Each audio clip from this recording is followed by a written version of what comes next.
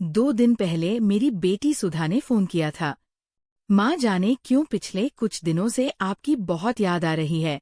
राकेश की 4 दिन की छुट्टी है। हम लोग आपसे मिलने आ रहे हैं। मैंने रात को ही सुधा के मनपसंद खाने की तैयारी करके रख दी थी। मेरी बेटी सुधा, दामाद राकेश और दोनों नाती नेहा, नीतू सुबह की बस से आ रहे थे। पर सुबह सुबह ही टेलीविजन पर समाचार आया कि जिस बस से वे लोग आ रहे थे, वे दुर्घटनाग्रस्त हो गई। चेतना जागृत होने पर यह क्रूर सच्चाई मेरे सामने थी कि मेरी बेटी अपनी अबोध नेहा, नीतू और पति राकेश को छोड़कर इस संसार से जा चुकी थी। समझाने वाले मुझे समझाते रहे, पर मैं ये मानने को कहाँ तैयार थी कि मेरी सुधा अब हमारे बीच नहीं है, और इसे स्वीकारने में मुझे बरसों लग गए थे। राकेश की आंखों में कैसा अजीब सा सुनापन उभर आया था, और वह दोनों नन्ही कलियां इतनी नादान थी कि उन्हें इसका एहसास तक नहीं था कि कुदरत ने उनके साथ कितना क्रूर खेल खेला है। उनकी आंखें अपनी माँ को ढूंढते ढूंढते थक गई। आखिर में उनके मन में धीरे धीरे माँ की छवि धुंधली पड़ते पड़ते लुप्त सी हो गई, और उन्होंने माँ के बिना जीना सीख लिया। दादी व बुआ के भरपूर लाल प्यार के बावजूद मुझे नेहा नीतू अनाथ ही नजर आती। कभी दोपहर में बालकनी में खड़ी हो जाती तो देखती नन्हे मुन्हे बच्चे रंग बिरंगी यूनिफॉर्म में सजे अपनी अपनी मम्मी की उंगली पकड़कर उछलते कूदते स्कूल जा रहे हैं। उन्हें देखकर मेरे सीने में हुक सी उठती कि हाय मेरी नेहा नीतू किसकी उंगली पकड़कर स्कूल जाएगी, किसी से मचलेगी, किसी से जिद करेगी कि मम्मी हमें टॉफी दिला दो, हमें चिप्स दिला दो, और यही सब सोचते सोचते मेरा मन भर उठता था। जब से ये खबर मेरे कानों में पड़ी है कि राकेश की माँ अपने बेटे के पुनर्विवाह की सोच रही है, तो लगा किसी ने गर्म शीशा मेरे कानों में डाल दिया है। कई लड़की वाले अपनी अधेड़ बेटियों के लिए राकेश को विधुर और 2 बेटियों का बाप जानकर सहज पराप्य समझने लगे थे। राकेश की दूसरी शादी का मतलब था मासूम कलियों को भी माता के जुल्म व अत्याचार की आग में झोंकना। इस सोच ने मेरी बेचैनी को अपनी चरम सीमा पर पहुंचा दिया था। अब राकेश के पुनर्विवाह को रोकना मेरे लिए पहला और सबसे अहम मकसद बन गया।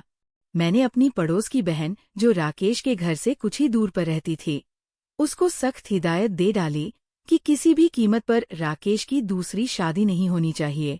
कोई लड़की वाला राकेश या उसके घर परिवार के बारे में जानकारी हासिल करना चाहे तो उनकी कमियां बताने में कोई कोरल कसर ना छोड़े। राकेश के साथ अपनी बेटी की शादी की इच्छा लेकर जो भी माता पिता मेरे पास उनके घर परिवार की जानकारी लेने आते, मैं उनके सामने उस परिवार के बुरे स्वभाव का कुछ ऐसा चित्र खींचती कि वह दोबारा वहां जाने का नाम नहीं लेते थे, और अपनी इस सफलता पर मैं अपार संतुष्टि का अनुभव करती थी। मेरे बहुत अनुरोध पर उस दिन राकेश नेहा नीतू को मुझसे मिलाने ले आया। इस बार वो काफी खिंचा हुआ सा लग रहा था। बात बात में दोनों बच्ची को झिड़क बैठता। पता नहीं मेरे कुछ चक्रों से या किसी और वजह से उसका विवाह नहीं हो पा रहा था, और वह एकाकी जीवन जीने को व्यवस्था था।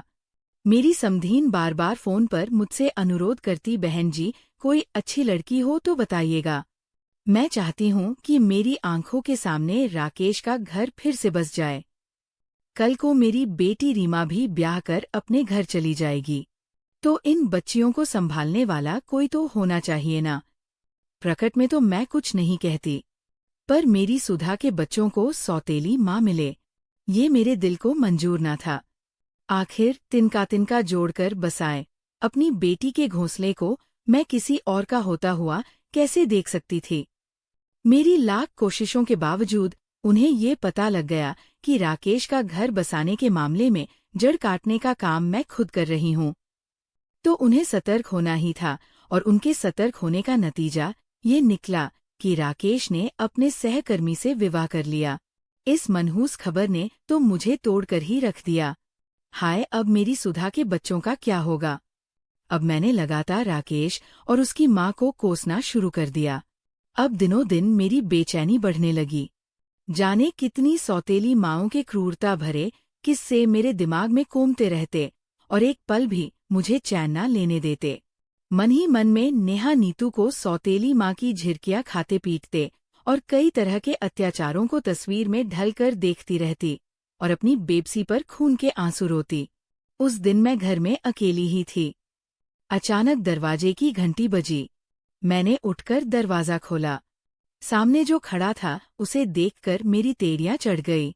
मैं तो दरवाजा ही बंद कर लेती, पर बगल में मुस्कुराती नेहा नीतू को देखकर मैं अपने गुस्से को पी गई। राकेश ने नमस्ते की और उसके साथ जो औरत खड़ी थी उसने भी कुछ सकुचाते हुए हाथ जोड़कर नजरें झुका ली। राकेश ने कुछ अपराधी मुद्रा में कहा, माँ जी मुझे माफ कीजिएगा कि आपको बिना बताए मैंने फिर से विवाह कर लिया। मैं तो यहाँ आने में संकोच का अनुभव कर रहा था, पर पूनम की जीत थी कि वह आपसे मिलकर आपका आशीर्वाद जरूर लेगी। मैंने क्रोध भरी नजरों से पूनम को देखा, पर उसके होठों पर सर मुस्कान खेल रही थी। उसने अपने सिर पर लाल साड़ी का पल्लू डाला और मेरे चरण स्पर्श करने को झुकी, पर उसे आशीर्वाद देना तो दूर, मैंने अपने कदमों को पीछे खींच लिया। पूनम ने इस पर कोई प्रतिक्रिया नहीं दिखाई। शायद वह इसके लिए तैयार थी। बहुत दिनों बाद नेहा नीतू को अनायास ही अपने पास पाकर अपनी ममता लुटाने का जो अवसर आज मुझे मिला था, उसे मैं किसी कीमत पर खोना नहीं चाहती थी। इसलिए मजबूरी बस सबको अंदर आने के लिए कहना पड़ा। राकेश तो बिना कहे ही सोफे पर बैठ गया और अपने माथे पर उभर आए पसीने को रुमाल से पोंछते हुए कहीं खोसा गया। नीतू ने खुद को टेलीविजन देखने में व्यस्त कर लिया, पर पूनम थोड़ी देर ठिठकी सी खड़ी रही। फिर स्वयं रसोई में जाकर सबके लिए पानी ले आई। उसने सबसे पहले पानी के लिए मुझसे पूछा, पर मैंने बड़ी रुखाई से मना कर दिया। उसने नेहा, नीतू और राकेश को पानी पिलाया और फिर खुद पिया। इसके बाद मेरे रूखे व्यवहार की परवाह न करते हुए वह मेरे पास ही बैठ गई। पानी पीकर राकेश अचानक उठकर बाहर चला गया। उसके चेहरे से मुझे लगा कि शायद यहाँ आकर उसके मन में मेरी सुधा की याद ताजा हो गई थी। पर अब क्या फायदा मेरी सुधा से? यदि वो इतना ही प्यार करता तो उसका स्थान किसी और को क्यों देता, और उस पर से मुझसे मिलाने के बहाने मेरे जख्मों पर नमक छिड़कने के लिए उसे यहाँ ले आया है। मेरी सोच की लकीरें मेरे चेहरे पर शायद उभर आई थी। तभी पूनम उन लकीरों को पढ़कर अपराध बोध से पीड़ित हो उठी। अगले ही पल पूनम ने अपने चेहरे से अपराध भाव को उतार फेंका और सहज होकर पूछने लगी, माँ जी आपकी तबीयत ठीक नहीं है, शायद मैं अभी चाय बनाकर लाती हूँ। राकेश बाहर से अपने को सहज कर वापस आ गया। नेहा नीतू दौड़ती हुई राकेश की गोद में चढ़ गई। पूनम चाय और रसोई के डब्बों में से ढूंढकर बिस्किट नमकीन भी ले आई। सबसे पहले उसने चाय मुझे ही दी। ना चाहते हुए भी मुझे चाय लेनी ही पड़ी। नेहा अचानक राकेश की गोद से उतरकर पूनम की गोद में बैठ गई। बिस्कुट कुतरती नेहा बार बार पूनम से चिपकी जा रही थी और पूनम उसके माथे पर बिखर आई लटों को पीछे करते हुए उसका माथा सहला रही थी। नेहा का इस तरह दुलार होता देख नीतू भी पूनम की गोद में जगह बनाती हुई चढ़ बैठी, तो पूनम ने उसे भी अपने आँख में समेट लिया, तो दोनों एक साथ खिलखिलाकर हंस पड़ी। पता नहीं उनकी हंसी मेरे रोने का सबब क्यों बन गई। मैं आंखों के कोरों में छलक आए आंसुओं को कतई ना छिपा सकी। तभी पूनम ने दोनों बच्चों को गोद से उतारकर आंखों ही आंखों में राकेश को जाने क्या इशारा किया कि वह दोनों बच्चों को लेकर बाहर चला गया। पूनम खाली हो गया कप, जो अभी भी मेरे हाथों में ही था, को लेकर सारे बर्तन समेट रसोई में रखाई और मेरे एकदम करीब आकर बैठ गई। फिर मेरे हाथों को अपने कोमल हाथों में लेकर जैसे मुझे आश्वस्त करती हुई बोली, माँ जी मैं आपका दुख समझ सकती हूँ। आपने अपने कलेजे के टुकड़े को खोया है और मैं ये भी जानती हूँ कि मूल से ज्यादा ब्याज प्यारा होता है। आप बेहद आशंकित हैं कि कहीं सौतेली माँ आकर आपकी नात तीनों पर अत्याचार करना ना शुरू कर दे और उनके पिता को उनसे दूर ना कर दे। मेरा विश्वास कीजिए माँ जी, जब ये बात मुझे पता चली तो मैंने मन में ये ठान लिया कि मैं आपसे मिलकर आपकी आशंका जरूर दूर करूंगी। सभी ने तो मुझे रोका था कि आप पता नहीं मुझसे कैसे पेश आएंगी, लेकिन मुझे ये पता था कि आपका ये व्यवहार बच्चों की असुरक्षा की आशंका से ही प्रेरित होगा।